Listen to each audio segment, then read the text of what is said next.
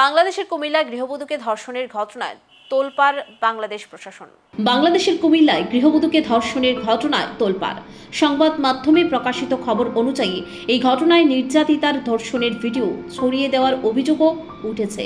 ঘটনায় ইতিমধ্যেই মূল অভিযুক্ত সহ ভিডিও ছড়ানোর অভিযোগে 4 জনকে গ্রেফতার করেছে বাংলাদেশ পুলিশ। তবে ধর্ষণের ভিডিও সোশ্যাল মিডিয়ায় ভাইরাল হওয়ার পরই রাজধানীর ঢাকায় ঢাকা বিশ্ববিদ্যালয়ের ছাত্ররা শুরু করে তীব্র প্রতিবাদ। রাস্তায় নেমে আসেন, অপরাধীদের বিরুদ্ধে সরাসরি পদক্ষেপ নেওয়ার দাবি করেন তারা। প্রসঙ্গত ঘটনাটি ঘটে 26শে জুন। সংবাদ মাধ্যমে প্রকাশিত খবর অনুযায়ী বাংলাদেশের সংখ্যালঘু 25 বছর বয়সী গৃহবধূকে ধর্ষণের অভিযোগ উঠেছে এক স্থানীয় রাজনীতিবিদের বিরুদ্ধে। ঘটনায় মূল অভিযুক্ত 36 বছর বয়সী ফজল আলীকে ইতিমধ্যে গ্রেফতার করেছে পুলিশ। ছড়িয়ে দেওয়ার অভিযোগে গ্রেফতার করা হয়েছে মোহাম্মদ সুমন, রমজান আলী, মোহাম্মদ আরিফ, মোহাম্মদ আনিককে। রিপোর্ট অনুযায়ী মুরাদনগরে নিজের বাপের বাড়িতে এসেছিলেন ওই নির্যাতিতা গৃহবধূ। গত 26শে জুন সন্ধ্যায় বাড়ির পাশে পুজো হচ্ছিল, সেখানে গিয়েছিলেন নির্যাতিতা এবং তার পরিবারের সদস্যরা।